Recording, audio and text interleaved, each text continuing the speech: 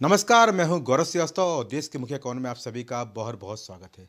इस कार्यक्रम के माध्यम से हम अलग-अलग जिलों की, अलग-अलग लोकसभा सीटों की विशेषता आपको बताते हैं। वहाँ के समीकरण बताते हैं, वहाँ के ऐतिहासिक महत्व बताते हैं, वहाँ का भूगोल बताते हैं और वहाँ के समीकरण बताते हैं किन आधार पे वहाँ जीत होती है, कौन-कौन पार्टी वहाँ पर जीतती आई है, उसका क्या-क्या परचम लहराया और क्या कौन से चुनावी मुद्दे हैं, वहाँ अब तक रहे हैं। आज जो बात करने वाले हैं, वो हम पूर्वांचल की डुमरियागंज सीट की बात करने वाले हैं। तो जानते हैं, क्या इसका महत्व है, क्या समीकरण है और क्या विशेषता है? देखिए हमारी खास रिपोर्ट। डुमरियागंज लोकसभा चुनाव का रण चर्चा से है दूर, दिग्गजों का है गढ़। सबको मौका दे चुकी है जनता जनार्दन। कैसे प्रभावित करते हैं सियासी समीकरण। यूपी की उत्तर पूर्वी सीमा के पास नेपाल की दक्षिणी सीमा से सटा मैं सिद्धार्थनगर जिला हूं। मैं डुमरियागंज लोकसभा क्षेत्र के रूप में संसदीय दस्तावेजों में दर्ज हूं। मैं बौद्ध धर्म के संस्थापक भगवान गौतम बुद्ध के जीवन से जुड़ा रहा हूं। मेरा नामकरण गौतम बुद्ध के बचपन के नाम सिद्धार्थ के नाम पर हुआ। अतीत में वनों से आच्छादित हिमालय के तलहटी का यह क्षेत्र साकेत या कौशल राज्य का हिस्सा था। गौतम बुद्ध के जीवन से जुड़ी अनेक महत्वपूर्ण घटनाएं मेरे क्षेत्र में घटित हो चुकी हैं। कपिल वस्तु में शाक्यों का राज प्रसाद और बुद्ध के काल में निर्मित बौद्ध विहारों का खंडर तथा शाक्य मुनि के अस्थि अवशेष पाए गए हैं। इसके बाद 23 दिसंबर 1988 को मुझे सिद्धार्थनगर जिले के तौर पर मान्यता मिली। मेरे क्षेत्र में भारत भारी स्थित धार्मिक एवं पौराणिक महत्व का प्रमुख तीर्थ स्थल है। अपने दामन में इतिहास के कई कालखंडों का रहस्य समेटे हैं। पौराणिक महत्व के अलावा ऐतिहासिक धरोहर के रूप में प्रसिद्ध इस स्थल पर कार्तिक पूर्णिमा को लगने वाले मेले में क्षेत्रीय लोगों के अलावा देश के विभिन्न शहरों से लोग आते हैं। वे यहाँ पवित्र सरोवर में स्नान कर पूजा पाठ करते हैं। मेरे यहाँ का भरत कुंड, जलाशय, प्राचीन शिव मंदिर, राम जानकी मंदिर, माँ दुर्गा व हनुमान जी का मंदिर यहाँ की शोभा बढ़ाने के साथ ही श्रद्धालुओं को आकर्षित करते हैं। यहाँ पर स्थित भरत कुंड सरोवर का पानी स्वच्छ और निर्मल रहता है। इस सरोवर में अवांछित एक तिनका भी नहीं दिखाई देता। इनमें मौजूद मछलियों के शिकार पर प्रतिबंध है। यही कारण है कि इसमें बड़ी बड़ी मछलियां जल क्रीड़ा करती हैं, तो हर कोई देखता रह जाता है। यह स्थान सांप्रदायिक सौहार्द के लिए भी जाना जाता है। भारत भारी स्थित प्राचीन पोखरों के एक छोर पर शिवलिंग स्थापित है, तो दूसरी पर पीर बाबा का स्थान है, जहां पर दोनों समुदाय के लोग अपनी मन्नतों के लिए आते हैं। ऐसी भी मान्यता है कि त्रेता युग में श्री राम रावण युद्ध के दौरान जब हनुमान जी संजीवनी बूटी लेकर आकाश मार्ग से लौट रहे थे, तो इसी स्थल पर भरत ने अयोध्या को कोई शत्रु समझकर उन पर बाण चला दिया था। बाण लगने से हनुमान जी पर्वत के साथ वहीं गिर पड़े, जिससे उक्त स्थल पर सरोवर का उदय हुआ था। इस गौरवशाली इतिहास के साथ मेरा चुनावी इतिहास भी गौरवशाली है। आजादी के बाद से अब तक मेरे यहाँ 17 बार लोकसभा के चुनाव हुए। इनमें 7 बार बाजी कांग्रेस के हाथ लगी, जबकि 6 बार जीत बीजेपी के खेमे में गई। इसके अलावा मेरे यहाँ से 2 बार समाजवादी पार्टी और 1 बार बीएसपी भी जीत का स्वाद चख चुकी है। 1952 लोकसभा के पहले आम चुनाव में मेरे यहाँ कांग्रेस के केशव देव मालवीय पहले सांसद बने थे। इसके बाद 1957 के दूसरे लोकसभा चुनाव में भी कांग्रेस ने जीत दर्ज कराई, लेकिन इस बार रामशंकर लाल सांसद निर्वाचित हुए। 1962 में कृपा शंकर मेरे यहाँ से निर्वाचित हुए। कृपा शंकर और रामशंकर दोनों स्वाधीनता आंदोलन की उपज थे। हालांकि ये दोनों क्षेत्रीय नहीं थे, मगर तब आजादी का इतिहास सामने था। तब कांग्रेस विरोध का कोई अर्थ नहीं था। आजादी के बाद 3 चुनावों में कांग्रेस के समक्ष केवल बीजेपी यानी तत्कालीन जनसंघ सिर्फ सांकेतिक रूप से चुनाव लड़ रही थी। वो तीनों चुनाव जीत तो नहीं पाई, लेकिन अपनी शक्ति बढ़ाती रही। आखिर में जब 1967 में हालात बदले, तो जनसंघ ने सहारनपुर जनपद के निवासी और लंदन में वकालत कर रहे बार एटला नारायण स्वरूप शर्मा को टिकट दिया और वो मेरे यहाँ आसानी से चुनाव जीत गए। हालांकि उनके मुकाबले केडी मालवीय जैसे धाकड़ कांग्रेसी उम्मीदवार थे, लेकिन उन्हें गैर कांग्रेसी वोटों मसलन समाजवादियों की एकजुटता के कारण मेरे यहाँ हारना पड़ा, लेकिन सरकार कांग्रेस की ही बनी। 67 में नारायण स्वरूप जीतने के बाद कभी क्षेत्र में नहीं आए, इससे जनता में नाराजगी थी। 1971 में उनका मुकाबला एक बार फिर केडी मालवीय से हुआ। कांग्रेस की सरकार थी, उन्होंने कई विकास कार्य कराए। ऊपर से पाकिस्तान के युद्ध और बांग्लादेश के निर्माण के बाद देश में कांग्रेस और इंदिरा गांधी की लोकप्रियता का डंका बज रहा था, जिसकी वजह से नारायण स्वरूप शर्मा की हार हुई और मालवीय भारी वोटों से जीते। 1975 में देश में आपातकाल की वजह से देश में इंदिरा विरोधी लहर थी और चारों तरफ जनता लहर थी। ऐसे में 1977 के लोकसभा चुनाव में यहां जनता पार्टी के माधव प्रसाद त्रिपाठी की जीत हुई। जनता पार्टी 2.5 सालों में ही आपस में लड़कर तहस नहस हो गई। इसके बाद 1980 के लोकसभा चुनाव में कांग्रेस ने डुमरियागंज के विधायक रहे पूर्व मंत्री काजी जलील अब्बासी पर दांव लगाया। इस बार कांग्रेस उम्मीदवार काजी जलील अब्बासी की बड़ी जीत हुई। 1985 के चुनाव में भी काजी जलील अब्बासी ने फिर बड़ी जीत हासिल की। राजनीति में अब्बासी का नाम आज भी बड़े सम्मान के साथ लिया जाता है। वे स्वाधीनता संग्राम सेनानी और लेखक भी थे। 1989 के चुनाव में राजीव गांधी प्रधानमंत्री थे। वो बोर्स प्रकरण में भ्रष्टाचार के आरोपों से घिरे हुए थे। इस दौरान बीजेपी और समाजवादियों ने आपस में गठजोड़ कर मोर्चा बनाया था। इन चुनावों में मेरे यहाँ पहली बार खांटी समाजवादी बृजभूषण तिवारी को टिकट मिला और वो कांग्रेस विरोधी लहर में आसानी से जीत गए।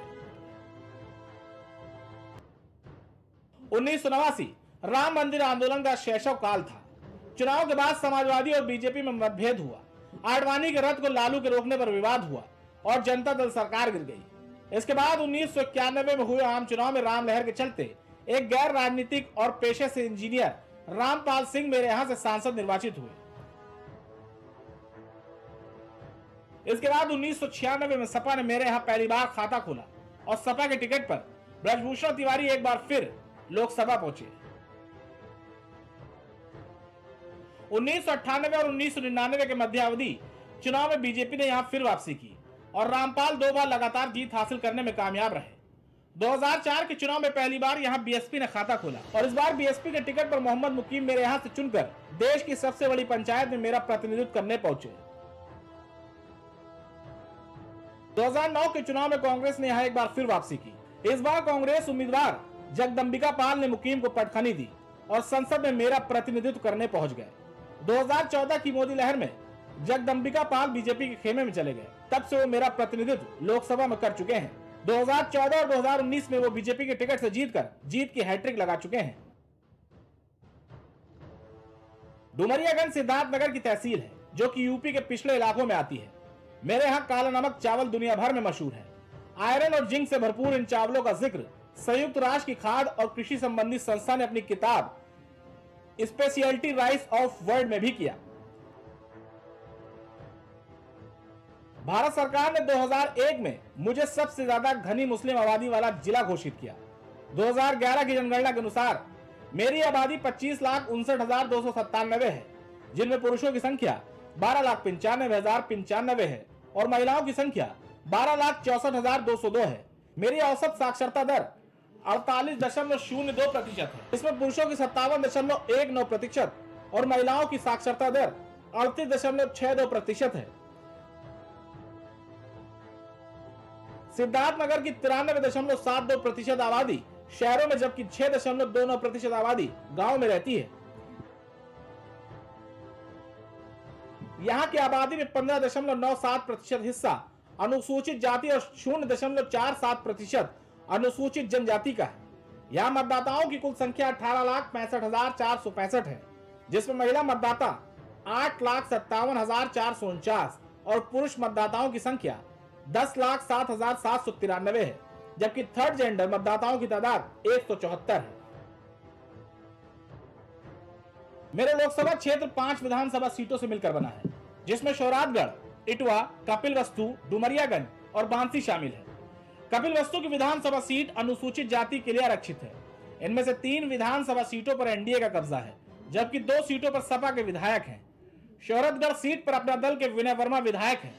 कपिलवस्तु सुरक्षित सीट पर बीजेपी के श्याम धनी सिंह राही, बांसी सीट पर बीजेपी के जयप्रताप सिंह विधायक हैं। वही इटवा से सपा के माता प्रसाद पांडे और डुमरियागंज विधानसभा सीट से सपा की सैदा खातून विधायक है। डुमरियागंज लोकसभा क्षेत्र में मुस्लिम वोटरों की तादाद जीत हार में अहम भूमिका निभाती है। यहाँ 6 लाख के करीब मुस्लिम वोटर हैं। करीब 30 से 40 हजार निषाद वोटर भी हैं। डुमरियागंज तहसील में मुस्लिम आबादी 43% के करीब है। दलित और यादव वोटर भी मेरे यहाँ चुनाव की दिशा और दशा तय करने में अहम भूमिका निभाते हैं। मेरे यहाँ के अनुसूचित जाति समीकरण के मुताबिक 5 लाख स्वर्ण, 6 लाख ओबीसी और दलित 3 लाख के करीब है। मेरी लोकसभा सीट से बीजेपी के जगदंबिका पाल सांसद हैं। वो जीत की हैट्रिक लगा चुके हैं। 2014 में बीजेपी के टिकट पर उन्होंने बीएसपी उम्मीदवार को 1 लाख से ज्यादा वोटों से हराया था। चुनाव से ठीक पहले कांग्रेस से बीजेपी में शामिल हुए जगदंबिका पाल को तकरीबन 32% वोट हासिल हुए। दूसरे नंबर पर बीएसपी के मोहम्मद मुकीम को 20% वोट मिले, जबकि 18% वोटों के साथ समाजवादी पार्टी के माता प्रसाद पांडे तीसरे स्थान पर रहे। साल 2009 लोकसभा चुनाव में जीत हासिल करने वाली कांग्रेस पार्टी प्रत्याशी बदलते ही 5वें स्थान पर खिसक गई। कांग्रेस की वसुंधरा को यहां महज 9% वोटों से संतोष करना पड़ा। वहीं सीलिंग फैन चुनाव चिन्ह में पीस पार्टी के डॉक्टर अयूब खान ने 10% वोटों के साथ चौथा स्थान प्राप्त किया था।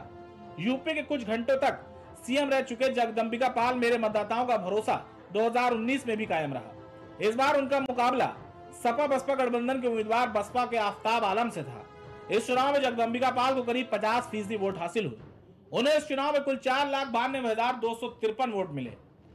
इस बार जगदंबिका पाल ने मेरे यहां से 1,05,321 वोटों से जीत हासिल की।